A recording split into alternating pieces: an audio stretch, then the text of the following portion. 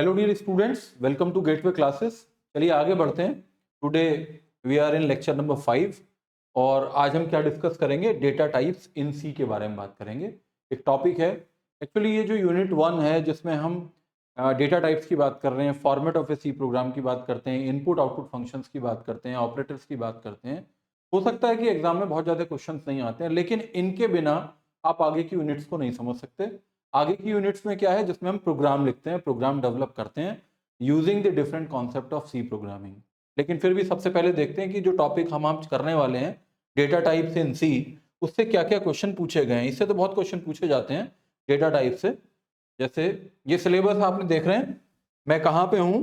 हम हैं जहाँ पे फॉर्मेट यानी कि structure of a C program की हम बात कर रहे हैं। Structure of a C program के अंदर हमने क्या देखा था कि सबसे पहले मैंने आपको ये बताया था, जो स्ट्रक्चर है प्रोग्राम का, जिसमें हम हैश डिफाइन या फिर उससे पहले हैश इंक्लूड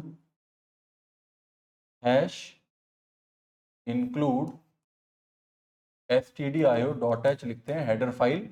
stdio.h की बजाय हमने फॉर्मेट में लिखा था कि हम क्या करते हैं, हेडर फाइल्स लिखते हैं। तो अभी हम देखेंगे कि किस तरीके से हम प्रोग्राम जब बनाएंगे कैसे प्रोग्राम के अंदर इंक्लूड करते हैं। फिर हमने समझा था कि एक मेन फंक्शन होता है, फिर उसके बाद क्या होता है, ऑल वेरिएबल डिक्लेरेशन होता है ना। एक से ज़्यादा भी वेरिएबल्स हो सकते हैं, इसके बारे में बात की थी पिछले लेक्चर में। फिर हमने बात की थी कि ऑल आईओ ऑपरेशन। तो जब मैं आपको ये फॉर्मेट एक्सप्लेन कर रहा हूँ तो मैंने आपको बताया कि ऑल वेरिएबल डिक्लेरेशन का क्या मतलब है। ये बताया आपको कि वेरिएबल के नेमिंग के क्या क्या तरीके हैं और वेरिएबल कैसे डिक्लेयर किया जाता है, वेरिएबल कितने टाइप का होता है, और वेरिएबल को डिक्लेयर करने का जब तरीका मैंने आपको बताया तो उसका जब मैंने सिंटैक्स लिखा वेरिएबल डिक्लेरेशन का, तो मैंने सिंटैक्स बताया डेटा टाइप स्पेस वेरिएबल का नाम। तो पिछले लेक्चर में मैंने आपको ये कॉन्सेप्ट एक्सप्लेन करा, वेरिएबल का नाम। आज के लेक्चर में हम बात करेंगे डेटा टाइप्स की। तो ये सब लिंक्ड है, ये अलग अलग नहीं है, एवरीथिंग इज लिंक्ड। जब डेटा टाइप की बात कर लेंगे तो मैं इनपुट ऑपरेशन की बात करूंगा, आउटपुट ऑपरेशन की बात करूंगा, which is part of your syllabus. जब मैं डेटा टाइप की बात कर लूंगा, डेटा टाइप की बात करने के बाद we will discuss about the standard input output, यानी कि standard input function, output function, and last topic of this unit will be operators in C. तो हम बहुत प्रोग्रेसिव हैं, बहुत ठीक तरीके से हम आगे बढ़ रहे हैं। कनेक्टिविटी बनी हुई है कि किस तरीके से हम कोई टॉपिक क्यों पढ़ रहे हैं and how it is mention in our syllabus. और साथ साथ हम ये भी देख रहे हैं कि how questions are being asked in previous examinations, कैसे क्वेश्चन पूछा जाता है। तो we can talk about the AKTU 24-25, बिल्कुल लास्ट में ही जो भी क्वेश्चन पूछा गया डेटा टाइप से, कितने नंबर का क्वेश्चन है वो मैं भूल गया लिखना, लेकिन all these are the long questions. तो ये सभी लॉन्ग क्वेश्चन 7 और 10 marks. Explain different types of different data types, explain different data type used in the C programming language in detail।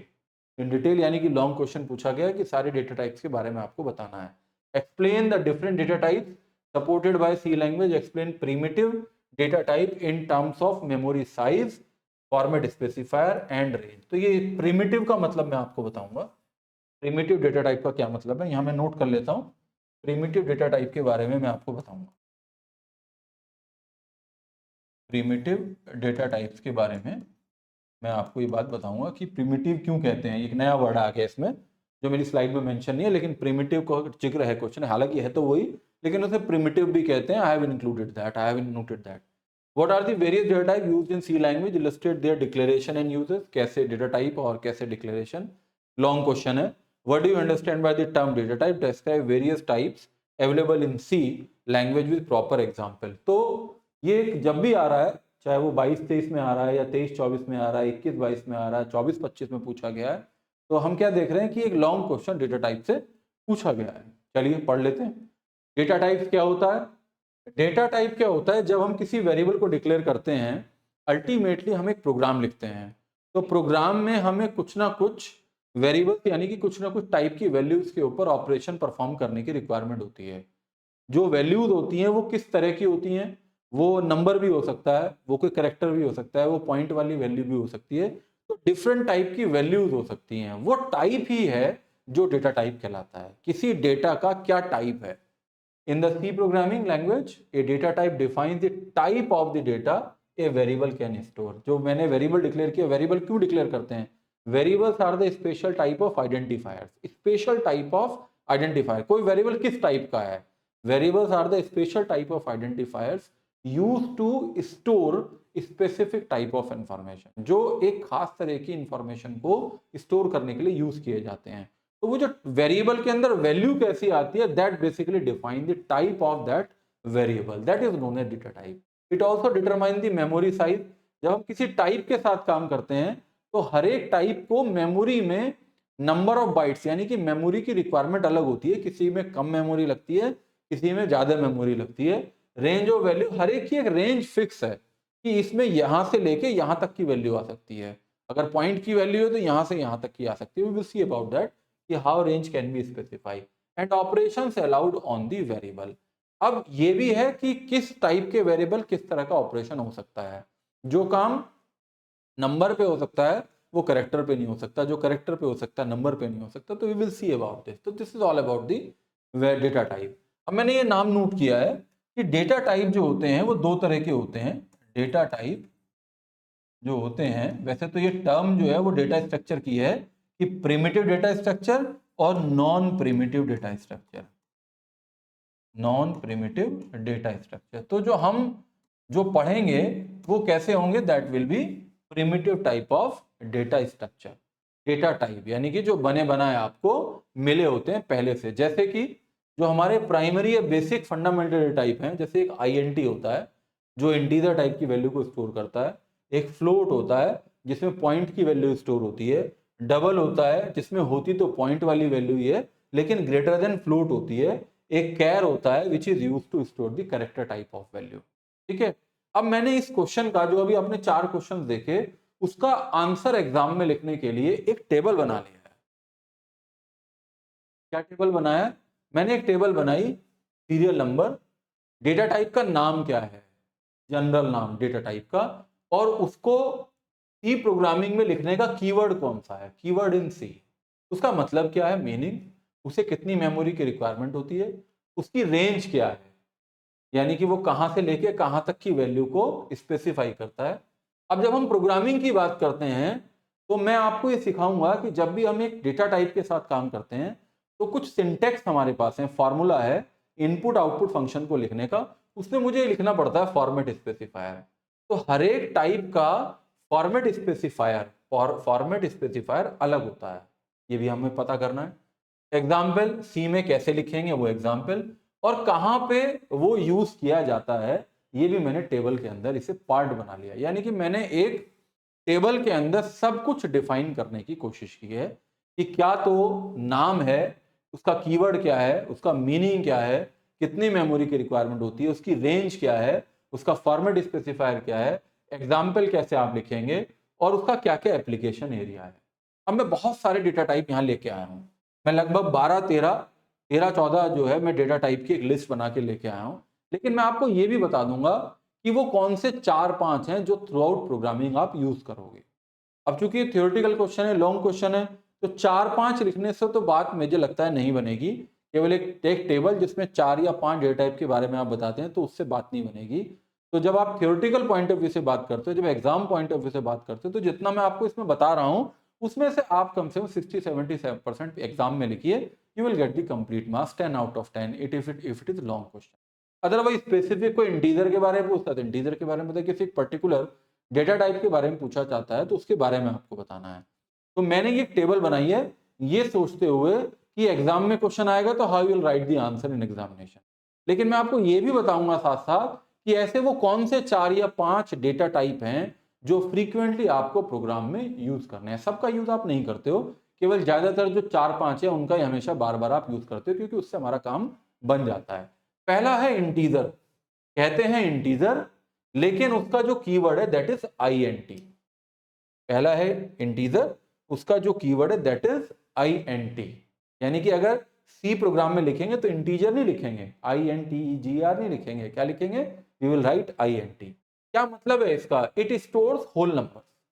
अगर कोई नंबर आपको स्टोर करना है, जैसे कि मैं कहूं calculate the addition of 2 numbers, तो मैं फिर पूछूं अब इसमें डेटा टाइप कैसे होगा, वेरिएबल किस टाइप के होंगे, तो आप बताएंगे कि जब मुझे किसी 2 नंबर को जोड़ना है तो आई शुड हैव 2 नंबर्स, और यू कैन से जब मैं जोड़ लूंगा तो मुझे एक तीसरा मिलेगा, तो आई शुड हैव 3 वेरिएबल्स। तो फिर मैं आपसे पूछूंगा what will be the type of the variables. तो सिंपलीफिकेशन जो ये है कि 2 हो सकता है वो नंबर होंगे जिन्हें आप जोड़ना चाहते हो, तो किस टाइप के वेरिएबल होंगे, इंटीजर होगा। ऐसा नहीं है कि फ्लोट टाइप की वैल्यू आप ऐड नहीं कर सकते, यानी कि पॉइंट आप ऐड नहीं कर सकते, लेकिन कैरेक्टर को ऐड नहीं कर सकते। तो ये जनरली जब आप एडिशन, सब्ट्रैक्शन, मल्टीप्लिकेशन या डिवीजन की बात करते हो जिसमें आप नंबर के ऊपर काम करते हो, तो you always take the variable of type INT। It is very familiar and very famous data type. कौन सा बेसिक डेटा टाइप, कौन सा, INT। अब मेमोरी रिक्वायरमेंट कितनी है, ये हालांकि बहुत बड़ा कॉन्सेप्ट आज हमारे लिए नहीं रह गया है कि मेमोरी के साथ हम ये ध्यान रखें कि भाई मेमोरी बहुत कम अवेलेबल है तो हमें ध्यान रखना है। लेकिन जब बड़े प्रोजेक्ट की बात होती है तब हमें मेमोरी वेस्टेज से बचना चाहिए, क्योंकि अल्टीमेटली मेमोरी भी एक इंपॉर्टेंट रिसोर्स है और हमें मेमोरी, प्रॉपर मेमोरी यूटिलाइजेशन के लिए भी काम करना चाहिए। तो हमें मालूम होना चाहिए किस टाइप के वेरिएबल को कितने मेमोरी की रिक्वायरमेंट होती है। तो मैं लिखा 2 और 4 बाइट्स। तो 2 और 4 क्यों लिखा है, ये फिक्स क्यों नहीं है, क्योंकि डिपेंड्स ऑन कंपाइलर। जो कंपाइलर आप यूज कर सकते हैं, करते हैं, हो सकता है उसमें 2 बाइट लगती हो, या जो मैं यूज करता हूं उसमें हो सकता है लेटेस्ट से उसमें 4 बाइट लगती हो। तो 2 और 4 byte you will write. Range क्या है, देखिए जब आप इंटीजर टाइप का वेरिएबल लेते हैं तो उसमें -214748364 से लेके 2147283647 तक की वैल्यू आ सकती है। देख कितना बड़ा नंबर आ सकता है, यानी कि जब आप इंटीजर यूज करेंगे तो बहुत बड़ा नंबर आप उसके अंदर यूज कर सकते हैं। इसके बाद फॉर्मेट स्पेसिफायर क्या है इसका, परसेंटाइल डी। याद कर लीजिए, जो इंटीजर का फॉर्मेट स्पेसिफायर है दैट इज परसेंटाइल। ये जो सिंबल है that is known as not percentage. क्या प्रोनाउंस करेंगे आप, परसेंटाइल। आप क्या बोलेंगे इसे, परसेंटाइल डी करेंगे। कैसे डिक्लेयर करते हैं, देखिए वेरिएबल डिक्लेरेशन का एक तरीका है। वेरिएबल डिक्लेरेशन का जो सिंटेक्स था वो क्या था, data type space variable name और सेमीकोलन। तो इंटीजर क्या है, इंटीजर इज डेटा टाइप और स्पेस के बाद ए क्या है, ये वेरिएबल नेम है, this is the variable declaration. और ये इक्वल क्या है, this is the assignment operator. और ये 10 क्या है, ये वैल्यू है। तो इसमें आप क्या कर रहे हैं, इसमें आप variable declaration and initialization at the same time कर रहे हैं। तो इंटीजर टाइप के वेरिएबल को ऐसे आप डिक्लेयर कर सकते हैं। एक चीज और लेके आया मैं, हो सकता है 2 नंबर में पूछा जाए आपसे कि इंटीजर के क्या एप्लीकेशन है, कहाँ यूज करते हैं। तो व्हेन वी नीड काउंटर, हमें कोई काउंटर लगाना है, जैसे कि लूप में लगाते हैं कि ये जो काम है 10 बार होना चाहिए, इंटीजर चाहिए। आगे लूप पढ़ेंगे आप, जैसे कंट्रोल स्टेटमेंट पढ़ेंगे, वहाँ पे लूप लगाने के लिए इंटीजर टाइप का वेरिएबल होना चाहिए। जैसे एज है, पॉइंट में नहीं लिखते हैं, इंटीजर में होता है। कोई भी क्वांटिटी इंटीजर में लिखते हैं। किसी की आईडी लिखनी हो, किसी का रोल नंबर लिखना हो स्टूडेंट का, तो उसमें हम क्या लेते हैं, इंटीजर लेते हैं। मेन्यू ऑप्शंस होते हैं, आगे कुछ प्रोग्राम बनाएंगे जिन्हें मैं बोलूंगा मेन्यू ड्रिवन प्रोग्राम लिखिए। यानी कि चॉइस 1 है तो ऐसा कीजिए, 2 है तो ऐसा कीजिए, 3 जैसे आपके पास फोन आता है, अगर ये करना है तो 1 प्रेस कीजिए, ये करना 2 प्रेस कीजिए। तो वो प्रोग्रामिंग में इंप्लीमेंट करने के लिए उसे बोलते हैं मेन्यू ऑप्शन। तो उसमें भी इंटीजर ही होता है, 1 2 3। सिंपल कैलकुलेशन करनी है उसमें भी हमेशा इंटीजर ही होता है। और भी मैंने पॉइंट नोट किए हैं, जब आप स्टोर करते हैं होल नंबर को, यानी कि use to store numeric values without decimal, decimal नहीं आता इंटीजर में, सच एज एज है, काउंट है, मार्क्स हैं, मार्क्स पॉइंट में नहीं होते, क्वांटिटी है, तो आप क्या यूज करते हैं, आप इंटीजर का यूज करते हैं। लूप लगाना होता है, जैसे ही बताया, फॉर लूप लगाना, वाइल लूप लगाना, डू वाइल लूप लगाना, तब उस समय पे लूप जिसके ऊपर लगाना है उस काउंटर वेरिएबल का नाम क्या होता है, वो जो काउंटर क्रिएट करता है, वो जो लूप क्रिएट करता है वो वेरिएबल इंटीजर टाइप का होता है। एरे जो होता है आगे आप पढ़ेंगे, एरे क्या होता है, array is a collection of homogeneous elements. जो एरे होता है वो हर टाइप का होता है, इंटीजर, कैरेक्टर, फ्लोट। लेकिन जब इंडेक्सिंग की बात होती है तो उसमें हम इंटीजर यूज करते हैं। तो एरे इंडेक्सिंग के लिए भी use to access positions of element in array, क्योंकि array is a collection of element. ऐसे एरे को डिक्लेयर करते हैं एरे, और स्क्वायर ब्रैकेट में उस इंडेक्स को, नंबर को लिखते हैं। तो जो इंडेक्स नंबर होता है वो किस टाइप का होता है, इंटीजर टाइप का होता है। मेन्यू वाली बात मैंने अभी बताई, यूजर से कि 1 प्रेस करना है, 2 करना तो ऐसे होगा, 3 करना तो ऐसे होगा। तो ये मेन्यू सिलेक्शन अगर इंप्लीमेंट करना है तो भी वेरिएबल इंटीजर टाइप का होगा। मैथमेटिक्स कैलकुलेशन करनी है तो भी इंटीजर टाइप का होगा। सिस्टम के कुछ फंक्शंस हैं, या रिटर्न टाइप की बात करते हैं। रिटर्न टाइप, ये इंपॉर्टेंट बात है, यहाँ पर समझा देता हूँ। रिटर्न टाइप मैं पहले भी बता रहा था आपको पिछले लेक्चर में। रिटर्न टाइप जो होता है ये कीवर्ड है रिटर्न। लेकिन जैसे मैंने आपको बताया, जब मैं बताऊंगा कि main function is that function from operating system start the execution of program, तो मैं आपको बताऊंगा कि मेन का रिटर्न टाइप क्या होता है। मेन से पहले भी कुछ लिखते हैं। अगर आप मेन से पहले लिखते हैं तो इसका मतलब क्या है, मेन का रिटर्न जो है, रिटर्न टाइप, यानी कि ये this function returns integer type value, integer type value, अगर आप INT लिखते हैं। अगर सपोज आप मेन से पहले void लिखते हैं, मेन से पहले void लिखते हैं तो इसका मतलब क्या है, दिस फंक्शन, कौन सा function, main function, this function does not return any value, return any value. बात आ रही समझ में, ध्यान रखिए, मेन से पहले इंटीजर लिखते हैं, आगे जरूरत पड़ेगी, तो इसका मतलब है this function return integer type value. अब क्या रिटर्न करता है, क्या मतलब है, बात करेंगे। मेन से पहले void लिखा तो इसका मतलब this function does not return any value, void मतलब एम्प्टी, void का मतलब एम्प्टी, ऐसे समझिए, void मतलब empty, this function does not return any value. लेकिन अगर मेन से पहले कुछ नहीं लिखा है, मेन से पहले कुछ नहीं लिखा है, कैसे लिखा है, सपोज इतना लिखा है बस मेन, तब इसका रिटर्न टाइप क्या होगा, तब भी इसका रिटर्न टाइप क्या होगा, INT ही होगा, because by default the return type of a function is integer. By default किसी फंक्शन का प्रोग्रामिंग सी में जो रिटर्न टाइप होता है वो इंटीजर होता है। तो चूंकि मैं इंटीजर डेटा टाइप के बारे में आपको बता रहा हूं, तो मैंने ये खास बात आपको बताई क्योंकि यहां लिखी है, वो कहां लिखी है, वो यहां लिखी है कि जब रिटर्न टाइप की बात होती है, many library system function return integer value, जैसे कि मेन जो है वो किस टाइप की वैल्यू रिटर्न करता है, इंटीजर टाइप की वैल्यू रिटर्न करता है, इसलिए बात मैंने आपको बताई। तो this is about the integer type of data type. आगे चलते हैं, दूसरा डेटा टाइप कौन सा है।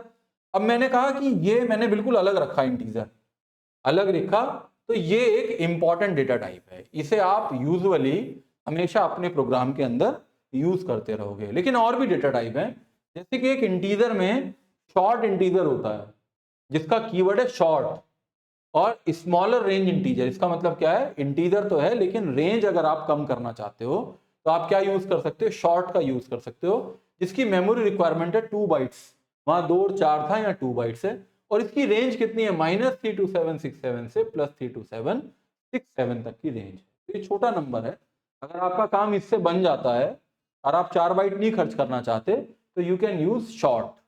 लेकिन अब प्रोग्रामर जो है प्रोग्रामिंग में बिजी रहता है, प्रोग्रामर जो है ये नहीं सोच रहा है अभी फिलहाल कि मुझे शॉर्ट यूज करना है या मुझे इंटीजर यूज करना है, तो एक जनरल है इंटीजर जो सबका सॉल्यूशन है, लेकिन आप शॉर्ट भी यूज कर सकते हैं, इसकी रेंज ये है, और फॉर्मेट स्पेसिफायर उसका क्या है, percentile HD, if you want short integer. ठीक है, अगर ये जो मैं लिख रहा हूं ये कंपाइलर डिपेंडेंट है, अगर कहीं पे आपको ये परसेंटाइल D भी लिखा मिले, जैसे कि इंटीजर में क्या लिखा है, इंटीजर में भी परसेंटाइल D लिखा मिला है, और अगर जैसे मैंने यहाँ रेंज कितनी लिखी है, मैंने यहाँ पे रेंज लिखी है -32768 से 32767 तक, तो ये हो सकता है यहाँ भी इंटीजर की यही मिले, -32767 से 32768, तो ये ओके है, ये भी लिखो चाहे ये लिखो, लेकिन जब आप डीप में स्टडी करेंगे तो इंटीजर की रेंज आपको ये मिलेगी, and it depends on the compiler. तो कंफ्यूज होने की जरूरत नहीं है कि जी उस किताब में तो ऐसे लिखा है और आपने ऐसे बताया है, तो यू कैन राइट अकॉर्डिंगली, ये भी ठीक है और वो भी ठीक है, because it depends on compiler, जिस कंपाइलर के हिसाब से वो बात लिखी गई है। तो ये इसकी रेंज है, इसका जो फॉर्मेट स्पेसिफायर है सी के अंदर परसेंटाइल D से भी काम चलेगा, otherwise it is HD। Example in C, short x equals to 100, अगर आपको इस शॉर्ट के साथ काम करना है तो शॉर्ट x इक्वल्स टू 100, तो बहुत कम जगह आप इसे लिखा हुआ देखोगे, बुक्स में भी, और कहीं गूगल वगैरह करोगे तो बहुत कम यूज इसका करते हैं, but it is type of data type, use when memory is limited and values are small, that time you can use it. ठीक है, तो लेकिन यूज किसे करते हैं, इंटीजर को। अब एक लॉन्ग इंटीजर भी होता है, इसे भी यूज करते हैं, जब आपकी कई बार बात इंटीजर से नहीं बन पाती है, आपको जो वैल्यू है वो बहुत बड़ी हो जाती है, तब आप क्या यूज कर सकते हैं, लॉन्ग डेटा टाइप का यूज कर सकते हैं, which is larger range integer, which is require 4 और 8 बाइट्स ऑफ मेमोरी, इसे 4 या 8 बाइट मेमोरी की जरूरत होती है, value larger than the integer value, format specifier is percentile D, percentile LD। तो कुछ प्रोग्रामर क्या करते हैं, वो हमेशा इंटीजर नहीं यूज करते, वो क्या यूज करते हैं, लॉन्ग को यूज कर लेते हैं, लॉन्ग इंटीजर को यूज कर लेते हैं। Both will work, you will write long और you will write long integer, both will work, but it will depend on the compiler. तो जनरली जब मेरे पास जो पुराना कंपाइलर था, मैं क्या लिखता था, long space integer a equals to 10, या जो भी मुझे वैल्यू देनी है। तो लॉन्ग इंटीजर भी काम कर सकता है, तो जनरली इंटीजर या लॉन्ग इंटीजर के साथ काम करते हैं। एक वो इंपॉर्टेंट हो गया, एक ये लॉन्ग इंटीजर हो गया। 4 और 8 बाइट की जरूरत होती है। परसेंटाइल एलडी याद कर लीजिए, जैसे कि लॉन्ग वाई 1 2 3 4 5 6, ये वैल्यू एक एग्जांपल है।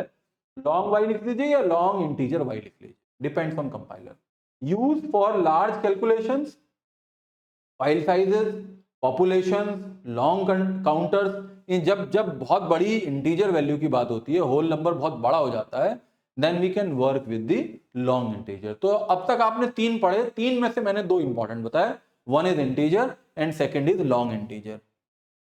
तो लॉन्ग इंटीजर के बारे में ये हमने ये सब जगह यूज होता है लॉन्ग इंटीजर। जैसे कि long storing larger whole numbers, अगर ये अलग से पूछ लिया जाए 2 नंबर में या 4 नंबर में, what are the applications of long integer, तो स्टोरिंग लार्ज होल नंबर्स, तो मैंने उसे स्किप कर दिया, इसकी एप्लीकेशंस को स्किप कर दिया मैंने। पहले इसकी एप्लीकेशन किसकी बताई, इंटीजर की बताई, ये पूछी जा सकती हैं क्योंकि ये बहुत जनरल नहीं है, तो मैंने अब इस लॉन्ग इंटीजर की बता रहा हूं। तो जब लार्ज होल नंबर को स्टोर करना होता है, जैसे कि use one value exceed the storage capacity of normal integer, से ऊपर निकल जाए, जैसे कि पॉपुलेशन काउंट करना है, बहुत बड़ी वैल्यू है, लार्ज फाइल का जो साइज है बहुत बड़ा है, डिस्टेंस की बात चल रही है, लार्ज काउंटर है, लूप लगाना है बहुत बड़ा, तब मैथमेटिकल कैलकुलेशन करनी है जिसमें लार्ज वैल्यूज हैं, तब लॉन्ग इंटीजर कर सकते हैं। फाइल हैंडलिंग के ऑपरेशंस करने की, फाइल में बहुत बड़ा डेटा आता है।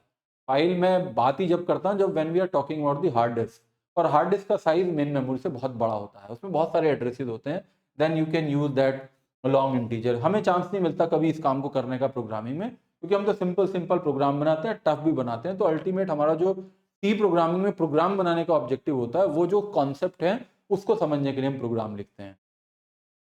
काउंटिंग लार्ज डेटा सेट है, कोई बहुत बड़ा डेटा सेट है, मेडिकल का डेटा सेट है, useful when looping through counting element से big array, big data set और लॉग्स की बात चलती है, तब हम इसे लॉन्ग इंटीजर को यूज करते हैं। स्टोरिंग मेमोरी एड्रेसेस, क्योंकि मेमोरी के जो एड्रेसेस है बहुत बड़े होते हैं, तब लॉन्ग इंटीजर लेते हैं। सिमुलेशन और स्टैटिस्टिकल प्रोग्राम्स बनाते हैं, सिमुलेशन और स्टैटिस्टिक्स के प्रोग्राम होते हैं जिसमें बहुत ज़्यादा कैलकुलेशन की जरूरत होती है, बिग वैल्यूज की जरूरत होती है, तब हम क्या लेते हैं। साइंटिफिक कंप्यूटिंग में भी लॉन्ग इंटीजर की जरूरत पड़ती है, और working with hardware embedded values के साथ सर्टेन हार्डवेयर रजिस्टर्स और सेंसर्स में प्रोड्यूस लार्जर इंटीजर आउटपुट्स। तो तब इस तरह की कुछ खास एप्लीकेशन में जिसमें साइंटिफिक कैलकुलेशंस होती हैं, वहां पे बड़ी वैल्यू की जरूरत पड़ती है, then we can work with the long integer. ठीक है, तो 3 हमने डेटा टाइप समझ लिए, और चौथा देखिए, 3 में से 2 मैंने इंपॉर्टेंट बताए। अब इसी तरीके से एक अनसाइंड इंटीजर भी होता है, जो जिसका जो कीवर्ड है दैट इज अनसाइंड INT। ये केवल पॉजिटिव इंटीजर के लिए होता है, क्योंकि इंटीजर तो नेगेटिव भी हो सकता है, पॉजिटिव भी हो सकता है। लेकिन अगर आपको लग रहा है कि केवल मेरी जो वैल्यूज हैं वो केवल पॉजिटिव टाइप की हैं, तो हम क्या कर सकते हैं, 2 और 4 बाइट में इसकी मेमोरी रिक्वायरमेंट है, जो 0 से लेके, वहां माइनस था, -32767 से +328 तक था, यहाँ पे 0 से है, माइनस वाली वैल्यू नहीं है। इसका फॉर्मेट स्पेसिफाई परसेंटाइल U है, which is for unsigned integer. Unsigned, जैसे वेरिएबल का एग्जांपल है, unsigned space INT space U equals to 50। इसमें नेगेटिव नहीं आ सकता, -50 लिखेंगे तो ये गलत हो जाएगा। आप क्या कर सकते हो, केवल इसके अंदर पॉजिटिव टाइप की वैल्यू को ही स्टोर कर सकते हो। Use when values will never be negative. For example, student का काउंट है, नेगेटिव में नहीं हो सकता, परसेंटेज है, नेगेटिव में नहीं आ सकती, कोई साइज है किसी का, वो माइनस में नहीं हो सकता, उसका कोई पॉजिटिव ही होगा। तो that time you can use unsigned integer. Unsigned short भी होता है, जैसे शॉर्ट है, अनसाइंड शॉर्ट भी होता है, जो 2 बाइट की बात चल रही है, जिसका कीवर्ड क्या है, unsigned short small positive number. ये आप कह सकते हो बड़े positive number, this is small positive number 0 to 65535। क्योंकि आपको एग्जाम में लिखना है, तो यू हैव टू लर्न, ये आपको रिमेंबर करनी होंगी, आपको याद करनी होंगी जो रेंजेस हैं, क्योंकि अल्टीमेटली आपको 10 नंबर के लिए आंसर भी लिखना है।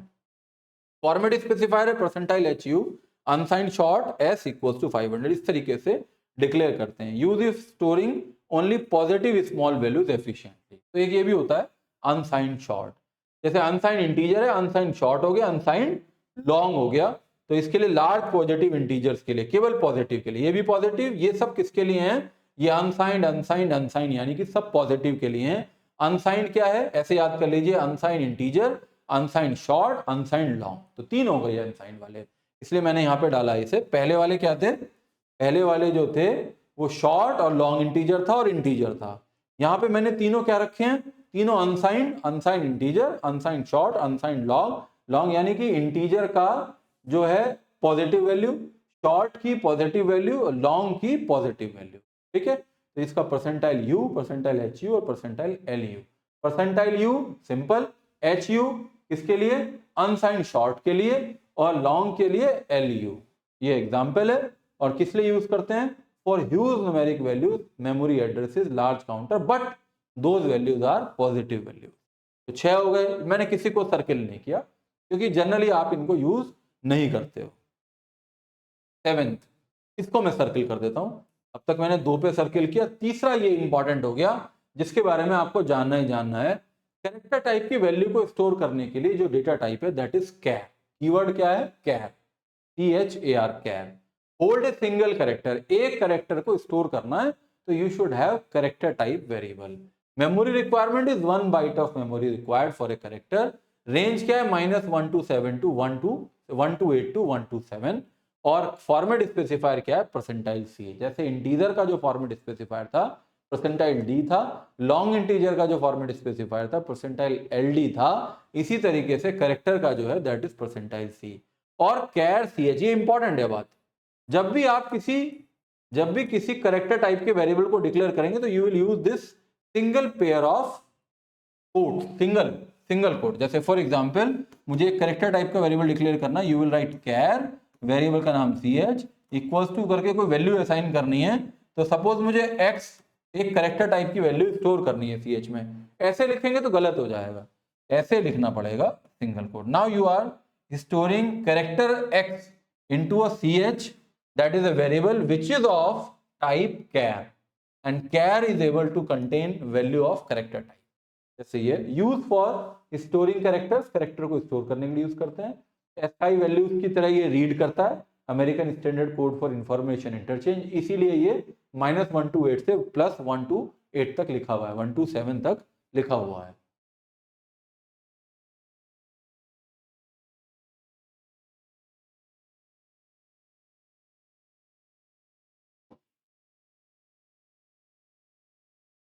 ठीक है। और यहाँ पे स्ट्रिंग एक वर्ड लिखा है, string as array of character. अगर मुझे सपोज नाम स्टोर करना है, अब नाम क्या है, सपोज मेरा नाम है कपिल, मुझे कपिल स्टोर करना है, तो कपिल में तो बहुत सारे कैरेक्टर हैं, 1 2 3 4 5, अभी के लिए 5 मान लेता हूं। और ये डबल कोड में लिखोगे तब ये स्ट्रिंग बनेगा। तो इसके लिए मुझे टाइप तो कैरी चाहिए और वेरिएबल का नाम सपोज CH है, लेकिन इसके लिए मुझे एक ही स्क्वायर ब्रैकेट में साइज स्पेसिफिकेशन भी देना होगा। साइज स्पेसिफिकेशन कि मुझे कितने कैरेक्टर स्टोर करने हैं। सपोज मैंने लिखा 10, तो मैक्सिमम इसमें 9 या 10 आ सकते हैं, मैं बताऊंगा आपको, क्योंकि ये तो है एक कैरेक्टर वेरिएबल। ये पहला जो स्टेटमेंट है ये कैरेक्टर वेरिएबल के लिए है और दूसरा जो है ये स्ट्रिंग के लिए। और स्ट्रिंग होता क्या है, string is a collection of characters always terminated by special character null. वो जब बात करूंगा, जब कैरेक्टर एरे की बात करूंगा, तो जब कैरेक्टर एरे या स्ट्रिंग की बात करेंगे उस टाइम पे भी आपको एक डेटा स्ट्रक्चर की, डेटा टाइप की जरूरत पड़ेगी। दैट डेटा टाइप इज कैर। तो that's why it is important, इसीलिए ये इंपॉर्टेंट है, इसे आप अलग नहीं कर सकते। ठीक है। नेक्स्ट क्या है, जैसे ये कैर है, इसका अनसाइंड कैर है। अनसाइंड कैर क्या होता है, जो जीरो, जिसकी रेंज होती है 0 to 255। यहाँ पे माइनस वाला भी है क्योंकि स्काई वैल्यू से रीड करता है, तो -12582, यानी कि टोटल कितने हो जाएंगे, 256 हो जाएंगे। और यहाँ पे भी 256 है, लेकिन यहाँ पे 0 to 255 है क्योंकि ये जो अनसाइंड कैर है, अनसाइंड कैर में परसेंटाइल CBU चल जाता है और परसेंटाइल HHU भी चलता है किसी किसी कंपाइलर में। ठीक है। जैसे कि डिक्लेयर कैसे कर सकते हैं, अनसाइंड कैर C और ये B कर सकते हैं। तो अनसाइंड कैर भी है। कहां कहां इसे आप कैरेक्टर डेटा टाइप को यूज करते हो, कैरेक्टर को कहां यूज करते हो, जब आपको एक सिंगल कैरेक्टर को स्टोर करना, जब कैरेक्टर टाइप का वेरिएबल यूज करते हैं, आपको बिल्डिंग एंड हैंडलिंग स्ट्रिंग करना है, यानी कि स्ट्रिंग के साथ काम करना है, तब भी आपको कैरेक्टर टाइप के वेरिएबल की जरूरत पड़ेगी। आपको टेक्स्ट की बात करनी है, डेटा आपका टेक्स्ट है, यानी कि मल्टीपल स्ट्रिंग से मिलकर बना है, स्टेटमेंट्स हैं, तब भी आपको कैरेक्टर टाइप का डेटा टाइप चाहिए। आपको किसी की एस्काई वैल्यू स्टोर करनी है, किसी वैल्यू की एस्काई वैल्यू, क्योंकि वो लिखा है उसमें जो रेंज दी है वो एस्काई के बेस पे है। एस्काई वैल्यू अगर किसी की स्टोर करनी है, तब भी आपको किस टाइप का वेरिएबल लेना पड़ेगा, कैरेक्टर टाइप का वेरिएबल लेना पड़ेगा। अगर आपको कोई फ्लैग वैल्यू स्टोर करनी है, जैसे कि यस नो के लिए वाई और एन करते हो, ओके के लिए 1 प्रेस करो, वाई के लिए ये प्रेस करो, तो अगर इस तरीके का आपको फ्लैग सिस्टम इंप्लीमेंट करना है, उसमें बुलियन को ज्यादातर यूज करते हैं, लेकिन आप कैर को भी यूज कर सकते हो। अगर आप एक कैरेक्टर से आइडेंटिफाई कर रहे हो, यस को अगर आप वाई से आइडेंटिफाई कर रहे हो, तब उस समय पे भी आप कैरेक्टर टाइप का वेरिएबल डिक्लेयर कर सकते हो। अगर आप फाइल में के साथ काम कर रहे हो, जब आप सी प्रोग्रामिंग के लास्ट यूनिट पर जाएंगे, तो वहां जो लास्ट टॉपिक होगा that will be file handling in C. मैं आपको ये बताऊंगा कि आज तक आपने जितने भी प्रोग्राम बनाए, वो जो आउटपुट आया, आप उसे एक बार देखने के बाद दोबारा नहीं देख सकते, वो आउटपुट कहीं सेव नहीं हुआ आपका। आपने 500 प्रोग्राम बनाए आज तक, लेकिन किसी का भी आउटपुट आप सेव नहीं कर पाए। तो परमानेंटली सेव करने के लिए हम 5वीं यूनिट के अंदर लास्ट यूनिट में फाइल हैंडलिंग के साथ काम करेंगे, फाइल के साथ काम करना सीखेंगे। आपके एग्जाम में भी पूछा जाता है। तो उस समय पे जब फाइल में हम मोड होते हैं, read mode, right mode, append mode, तो जब उसमें टेक्स्ट मोड की बात होती है, 2 मोड होते हैं अगर इस सेंस में देखें, टेक्स्ट मोड और बाइनरी मोड, तो उसमें भी हम कैरेक्टर डेटा टाइप का यूज करते हैं। बफरिंग करना हो, कम्युनिकेशन करना हो, उसके अंदर भी हम जो बफर बनाते हैं, वो एक लोकेशन होती है। बफर अल्टीमेटली होता क्या है, buffer is a temporary storage location. तो उस स्टोरेज लोकेशन को, वो जो एड्रेसेस हैं उनको डिफाइन करना, बफर बनाने के लिए भी हम किस टाइप का जो सिस्टम है कम्युनिकेशन में, कैर को ही यूज करते हैं। जो हम बाइट्स को यूज करते हैं वो कैरेक्टर की फॉर्म के अंदर यूज करते हैं। तो मैंने पहले इंपॉर्टेंट जो बताया, अब तक मैं कितने बता चुका आपको, मैं 8 बता चुका। 8 में से इंपॉर्टेंट कौन से बताए, इंटीजर, फ्लोट, और फ्लोट नहीं बताया, इंटीजर, लॉन्ग इंटीजर और कैरेक्टर। आगे बढ़ते हैं। 9th है फ्लोटिंग, ये भी इंपॉर्टेंट है, this is the 4th one. 9 अब तक मैं 9th पे आ गया, लेकिन चौथा इंपॉर्टेंट है, ये मैं यहाँ डाल सकता हूँ, this is the 4th one important. तो मैं कह रहा था ना, एग्जाम पॉइंट ऑफ व्यू से मैं बताऊंगा आपको 12, लेकिन आप अकॉर्डिंग टू दी टाइम कितना आप लिखना चाहते हैं, उसमें ये 4-5 तो लिखने ही लिखने हैं। तो उनमें से एक ये भी है, फ्लोटिंग पॉइंट वेरिएबल, जिसका जो कीवर्ड है दैट इज फ्लोट, जिसमें हम अगर पॉइंट की वैल्यू स्टोर करनी है, जैसे कि पाई की वैल्यू 3.14, तो उसके लिए वो इंटीजर काम नहीं करेगा, तब आपको क्या लेना पड़ेगा, फ्लोट टाइप का वेरिएबल लेना पड़ेगा। अगर आपकी वैल्यूज में डेसिमल पॉइंट है, तो उस टाइम पे आपके वेरिएबल किस टाइप के होंगे, फ्लोट टाइप के वेरिएबल होंगे। Decimal number, single precision, double precision, ये भी बात इंपॉर्टेंट है। इसी के बेस पे 2 डेटा टाइप हैं। सिंगल प्रेसिजन, जब आप ये कंप्यूटर आर्किटेक्चर पढ़ रहे हैं, तो उसमें आपको बताया गया होगा सिंगल प्रेसिजन का मतलब है जो 32, इसके मैं इतनी डिटेल में नहीं जाता हूं, अदरवाइज मैं डायरेक्शन चेंज हो जाएगा। सिंगल प्रेसिजन और डबल प्रेसिजन। सिंगल प्रेसिजन आप ढूंढिएगा इसको, आपके फंडामेंटल में या कंप्यूटर का जो आर्किटेक्चर का पेपर है उसमें आपको बताया जा रहा होगा। सिंगल प्रेसिजन के लिए फ्लोट को हम यूज कर सकते हैं सी में, और डबल प्रेसिजन के लिए जो डबल टाइप का डेटा स्ट्रक्चर है, डेटा टाइप है, उसे यूज कर सकते हैं। तो मैं बता रहा था आपको 5 इंपॉर्टेंट है, जिसमें से चौथा ये इंपॉर्टेंट है, और 5वां में इसे कहूंगा डबल को। और मैं ये कहूंगा कि जो वैल्यू फ्लोट पे नहीं आ पाती, जो पॉइंट की वैल्यू फ्लोट की रेंज से बाहर हो जाती है, उसको स्टोर करने के लिए हम कौन सा डेटा टाइप यूज करते हैं, डबल यूज करते हैं। चलिए पूरा कर लेता हूं concept. Decimal number, single precision, 4 byte की मेमोरी जरूरत होती है, और ये लिखा है 3.4 माइनस, इसका क्या मतलब है, ये ऐसे क्यों लिखा है, इसका मतलब है 3.4 रेज टू द पावर -38 से 3.4 पावर +38, है ना। ये इसकी रेंज है, यहां से लेके यहां तक। ये टिल्ड साइन जो लगा, ये अप्रोक्सीमेशन के लिए कि लगभग यहां से लेके यहां तक की रेंज है, किसकी, फ्लोट की रेंज है।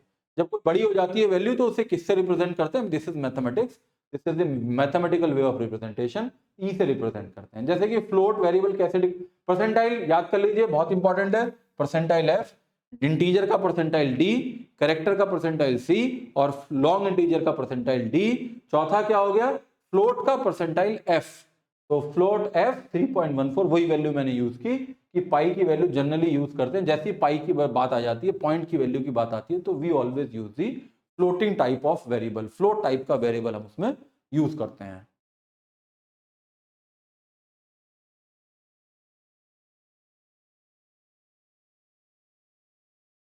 Where and when to use this data type, use for low precision, low का मतलब है सिंगल डेसिबल वैल्यूज, ग्राफिक्स में यूज करते हैं, बेसिक साइंटिफिक। ग्राफिक्स में क्यों करते हैं? क्योंकि वहां पिक्सल्स की फॉर्म में डेटा स्टोर होता है, तो पिक्सल्स को रिप्रेजेंट करने के लिए भी फ्लोट टाइप का डेटा स्ट्रक्चर, डेटा स्ट्रक्चर इसलिए बोलता हूं मैं, अल्टीमेटली जब आप नेक्स्ट सेमेस्टर में आएंगे तो सब्जेक्ट का नाम है डेटा स्ट्रक्चर, उसमें आपको ये पता चलेगा ये सब डेटा स्ट्रक्चर ही थे, क्योंकि डेटा स्ट्रक्चर दो तरह के होते हैं, प्रिमिटिव, नॉन प्रिमिटिव। प्रिमिटिव वो होते हैं जो बने बनाए मिलते हैं, ये सारे प्रिमिटिव हैं। नॉन प्रिमिटिव वो होते हैं जो इनसे मिलके बनते हैं, तो इनसे मिलके जो बनते हैं वो डेटा स्ट्रक्चर में पढ़ोगे, इसलिए मेरे मुंह से कभी कभी डेटा स्ट्रक्चर निकल जाता है, अदरवाइज आप इसे डेटा टाइप ही कहिए। Graphics, basic scientific calculations extra, तो एटसेट्रा, तो इसके लिए आप फ्लोट टाइप का data structure, data type use करते हैं। ये इसके एप्लीकेशन है, अलग से पूछा जा सकता है।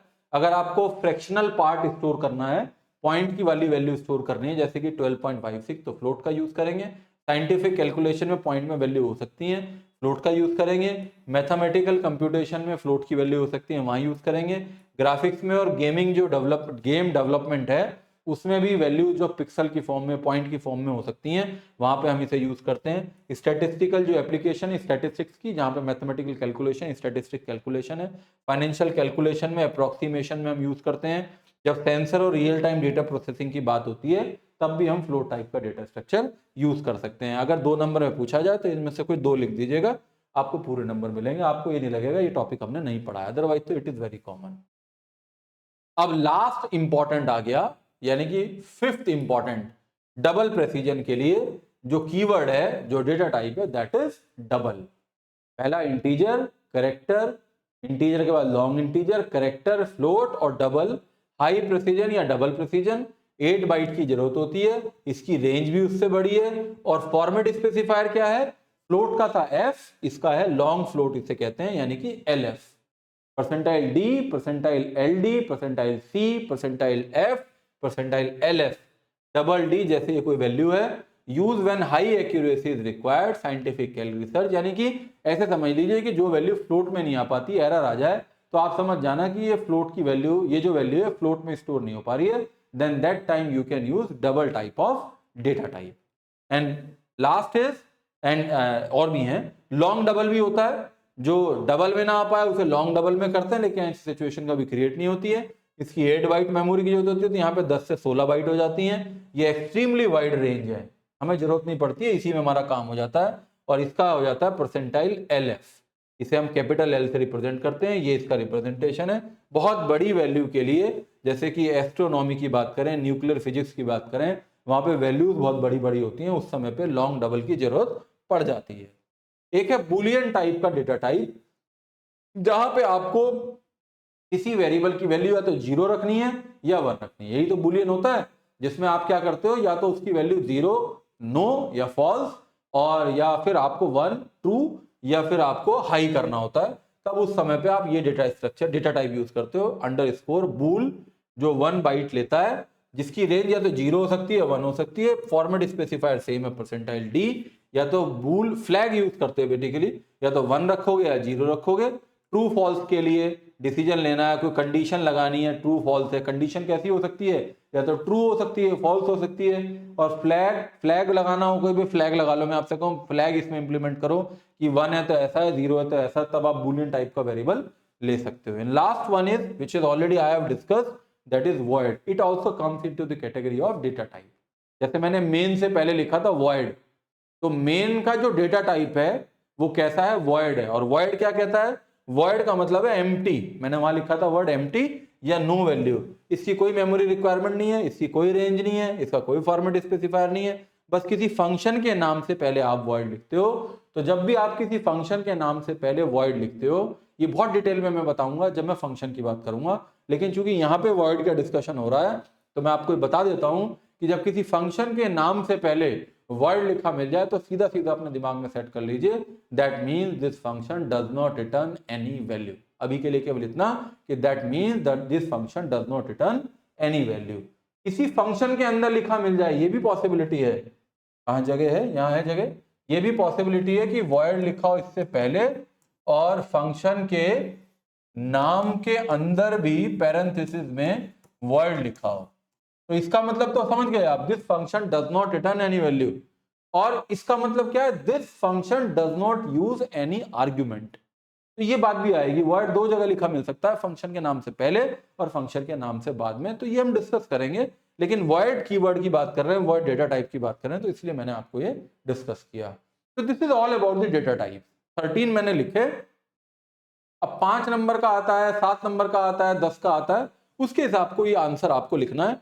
टेबल की फॉर्म में सारी इंफॉर्मेशन आपको मिल गई, स्टोरी लिखने की कोई जरूरत नहीं है, अलग अलग पैराग्राफ बनाने की जरूरत नहीं है। ये टेबल आप 2-3 पेज में बना दीजिए और 1-2 कोई एग्जाम्पल लिख लीजिए इस तरीके से, तो आपका कम समय में बहुत एक अच्छा आंसर तैयार हो जाएगा पूरे नंबर लेने के लिए। जैसे कि इंटीजर को डिक्लेयर करके दिखाया मैंने, इंटीजर a = 10, फ्लोट को डिक्लेयर करके दिखाया, कैरेक्टर को डिक्लेयर करके दिखाया सिंगल कोट के अंदर, डबल को डिक्लेयर करके दिखाया, फ्लोट की भी पॉइंट वाली वैल्यू है, इसकी भी पॉइंट वाली वैल्यू है, ये एक होल नंबर है, ये पॉइंट वाली वैल्यू है, ये सिंगल कोट में लिखा है तो एक कैरेक्टर है, कैरेक्टर को रिप्रेजेंट के लिए सिंगल कोट यूज करते हैं। एक अनसाइन इंटीजर के लिए ऐसे अनसाइन INT e = 50 लिख दिया है। और फिर ये मैं अभी आपको जब इनपुट आउटपुट फंक्शन बताऊंगा तो उसके अंदर एक आउटपुट फंक्शन होगा printf। printf function is an output function which is used to print the value of a variable. किसी वेरिएबल की वैल्यू को प्रिंट करने के लिए printf स्टेटमेंट का यूज करते हैं, प्रिंट करता है जो कुछ। तो प्रिंट का ये सिंटेक्स होता है कुछ इस तरीके का। उस समय पे आप ये समझ जाएंगे कि ऐसे प्रिंट क्यों लिखे हैं। इस printf से मैं a की वैल्यू को प्रिंट कर रहा हूँ यानी कि 10 आएगा। इस printf से मैं b की वैल्यू को प्रिंट कर रहा हूँ 3.14 आएगा। इस printf से मैं c की वैल्यू को प्रिंट कर रहा हूँ तो a आएगा। जब प्रिंट होगा तो सिंगल कोट में नहीं आएगा। इस printf से मैं d की वैल्यू को प्रिंट कर रहा हूँ यानी कि क्या आउटपुट आएगा 2 5 6 7 8 9 आएगा। ये कब आएगा, जब मैं प्रोग्राम को कंपाइल करूंगा, उसके बाद रन करूंगा तो आउटपुट डिवाइस पे आउटपुट दिखाई देगा। और इस printf स्टेटमेंट से e की वैल्यू 50 आ जाएगी। ठीक है। और फॉर्मेट स्पेसिफायर मैंने आपको याद कराया कि जब ये इंटीजर टाइप का था तो फॉर्मेट स्पेसिफायर परसेंटाइल d है। जब ये b फ्लोट टाइप का है तो फॉर्मेट स्पेसिफायर परसेंटाइल f है। जब ये c किस टाइप का है, कैरेक्टर टाइप का है, तो फॉर्मेट स्पेसिफायर परसेंटाइल c है। जब ये d किस टाइप का है, डबल टाइप का है, तो फॉर्मेट स्पेसिफायर lf है, परसेंटाइल lf। और जब ये e किस टाइप का है, अनसाइंड इंटीजर है, तो फॉर्मेट स्पेसिफायर परसेंटाइल u है। ठीक है। तो इस तरीके से भी आप एक एग्जाम्पल, अगर ये क्वेश्चन थ्योरेटिकल आता है तो इस तरह से एग्जाम्पल आप एग्जाम में लिख सकते हो। ठीक है। तो मुझे लगता है कि now you are able to answer all the question, though all the questions are similar type of questions.